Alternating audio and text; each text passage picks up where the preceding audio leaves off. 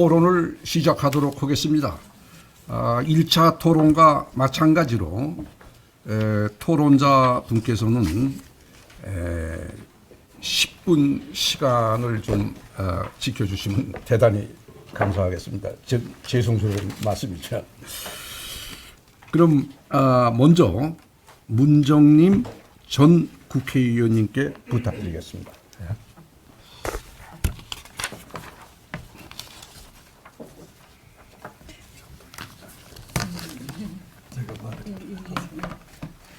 예, 안녕하십니까. 문정림입니다. 우선 정치와 도덕 공존이 가능한가라는 주제로 토론회는 물론이고 3차년도에 걸친 문헌적 또 경험적 연구를 해주신 그 글로벌 사회 발전 연구소 또 발제해주신 정현호 의원님께 우선 감사드립니다. 사실 연구의 중요성은 국민의 그 정치인에 대한 도덕성 요구가 날로 커지고 있고 또 도덕성이라고 평가하는 영역이 널리 확대되는 시기에 의미가 있다고 생각을 하고요. 사실 이런 도덕성 평가 방법이 있다 하더라도 현장에서의 그 적용 사례가 없다면 사장되고 말 것이라 생각하는데 마침 22대 국회의원 선거 1년 남짓한 시점에서 이런 토론회를 거쳐서 어느 시기 내에 좀 확정이 되면 현장 적용도 가능한 시기 적절한 토론회가 아닐까 이렇게 생각합니다. 그 유형별 선출직 도덕성 평가 문항을 좀 살펴보았는데요. 국가 단위 또 기초 단위까지 그 특징들이 좀 있었습니다. 그래서 그 부분에 대해서 사실 어느 정도는 확정된 내용들이지만 공통적으로 앞으로 보완해야 될 것은 사실 현장 적용이 가능한 객관적 평가 방법과 근거가 있겠냐 이런 면에서 좀 살펴볼 필요가 있다고 생각을 했습니다. 그래서 우선 금전 관련 항목으로 이제 얘기된 것이 재산 형성 과정의 위법성, 또 뇌물이나 접대, 청탁, 특혜 뭐 이런 것들이 있었습니다. 근데 사실 이런 부분은 일단 재산에 대해서는 공직자는 그 매년 이미 선출되었거나 임명되었거나 공직자는 매년 재산 신고를 하게 되기 때문에 1년마다 변동사항이 있을 때 그 부분에 대한 언론의 국민의 관심도를 통해서 좀 어느 정도 검증이 가능한 부분이 있다고 생각을 합니다. 하지만 이제 최초의 정치에 진출할 때는 재산 보유 현황서만 제출하기 때문에 형성 과정이 어땠냐 하는 거는 좀 알 수 없는 맹점이 있다고 생각을 합니다.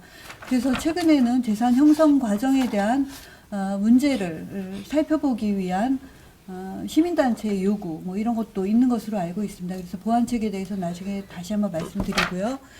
또 하나 이제 뇌물이나 접대, 청탁, 특혜 이런 것들이 이제 금전 관련해서 도덕성에 관한 평가 항목이 되겠는데요. 사실 이 부분 역시 언론이 알거나 주변에서 폭로하기 전에는 또 알 수 없는 맹점이 있습니다. 그래서 이런 부분에 대해서는 정치인 자신의 자각, 그런 곳에 빠지지 않기 위한 자각은 물론이고 지역사회, 국민, 언론의 집중 주목이 중요한 부분이다 이렇게 생각을 합니다. 또 공무 수행 시의 예산 남용 여부에서도 공통평가 항목이었는데요.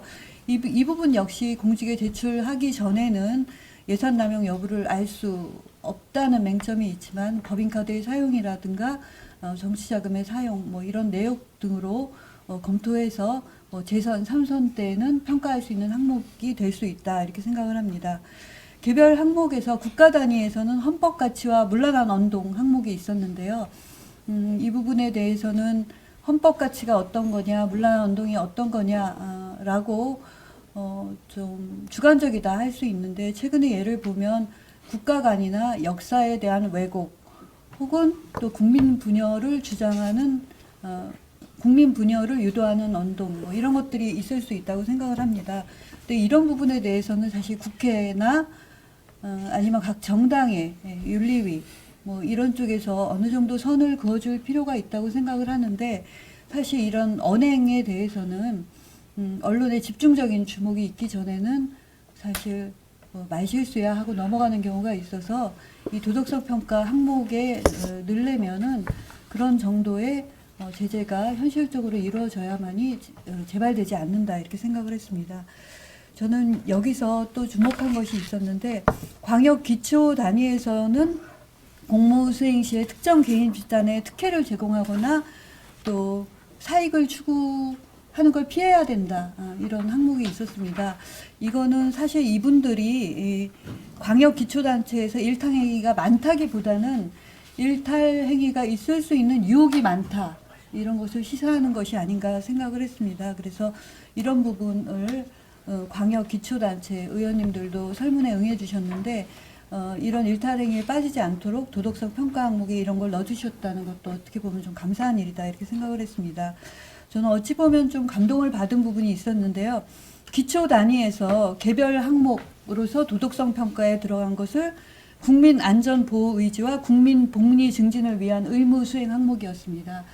사실 각 정치인의 의무 수행이 도덕 항목과 관계가 있느냐 이렇게 생각할 수 있는데 아까 우리 정현호 그 위원께서 이런 정치인으로서의 각 직역에 맞는 의무 수행도 도덕성의 일부로 평가될 수 있다 이런 부분을 하셨는데 사실 일반인은 의무는 의무지 도덕성과 별개다 이렇게 생각할 수 있는데 어쨌든 기초의원들께서 국민안전보호의지나 국민복리 증진을 위한 의무 수행이 도덕 수행에 중요하다 이런 말씀을 해주셨는데 저는 이렇게 해석을 했습니다. 이태원 사고 혹은 참사, 세월호 사고 뭐 이런 거를 통해서 사실 지역에서 가장 국민의 민심과 접하는 분들이 이런 사태가 났을 때 정치인들이 민심에 접한 정치인들이 이런 부분에 대해서 책임을 방기하거나 책임을 제대로 하지 못했을 때는 도덕성과 관계가 있다 이런 것을 절실히 접한 그런 항목이 아닌가 생각을 했습니다. 물론 국민복리 증진은 국가 단위의 헌법 수호 항목에도 자유민주주의 수호뿐만 아니라 국민복리 증진이 헌법 수의 일부이기 때문에 공통된 것이라 할 수 있지만 하여튼 민심에 접점이 될수록 이런 부분에 대해서 도덕성의 항목이라고 평가를 하시는구나 하는 점에서 의미가 있다 이렇게 생각을 했습니다. 이제 기존에 어느 정도 정리된 항목이기 때문에 이 항목에 대한 제 생각을 말씀드렸고요. 사실 가장 중요한 것은 이러한 연구가 굉장히 중요하다고 생각을 하는데 과연 현장 적용할 정치권의 의지가 있느냐 또 적용이 가능한 객관적인 예시가 있느냐 이런 거가 가장 중요하다고 생각을 합니다. 그래서 저는 우선적으로 22대 국회의원 선거서부터 현장 적용이 가능할 수 있도록 각 정당의 공천 과정에서부터 이런 부분을 적용할 수 있도록 좀 적극적인 제한이 필요하지 않을까 이렇게 생각을 했습니다. 그리고 그거와 관련해서 제한과 관련해서 제가 좀 의문시 됐던 것을 추가로 말씀드리겠습니다. 예. 일단 선출직 공직자와 임명직 공직자의 도덕성 평가가 다른가 이렇게 여쭤보고 싶었습니다. 이번 주제는 선출직 공직자이기 때문에 근데 다르진 않을 거라고 생각을 합니다. 다만 선출직 공직자는 국민이 선택을 하는 것이고 임명직 공직자는 임명권자가 있는 것이기 때문에 직접 선거가 아니면 직접 관여할 수가 없기 때문에 선출직 공직자의 도덕성 평가라는 항목을 내걸지 않았나 나름 생각을 했습니다. 그런데 임명직 공직자는 청문회와 같은 과정을 거칠 수가 있지만 선출직 공직자의 도덕성을 평가할 때는 일반 국민은 정보의 접근성이 제한되어 있습니다. 그래서 언론에 노출되거나 국민의 집중이 있기 전에는 알 수 없는 정보의 접근성의 한계를 어떻게 극복할 것인가 이 부분을 검토해야 된다고 생각을 합니다. 그리고 최근에 본인 이외의 자녀의 학교 폭력 또 학교 입학 부정 혹은 비리 등등 본인은 억울하시겠지만 이제 이런 부분으로 이제 인사청문회에서 많은 문제들이 있었습니다. 그러면 선출직 공직자도 이런 부분을 평가할 수 있겠느냐? 이런 부분을 개인 정보 보호와 또 뭐 연좌제에 대한 우려, 또 헌법에 그 명시된 공무담임권 뭐 이런 부분과 어떻게 잘 구별해서 해나갈 수 있겠느냐 이런 부분을 좀 살펴볼 필요가 있다고 생각을 합니다.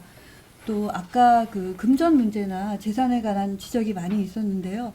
최근에는 재산의 단순한 신고 이외에 재산 형성 과정을 조사해야 한다 하는 경실련과 시민단체의 요구들도 있었습니다. 그렇게 하기 위해서 뭐 부동산 공시시가 기준뿐만 아니라 현 시세를 반영해야 된다. 또 재산 형성 과정을 자세히 기재하고 공개해야 된다.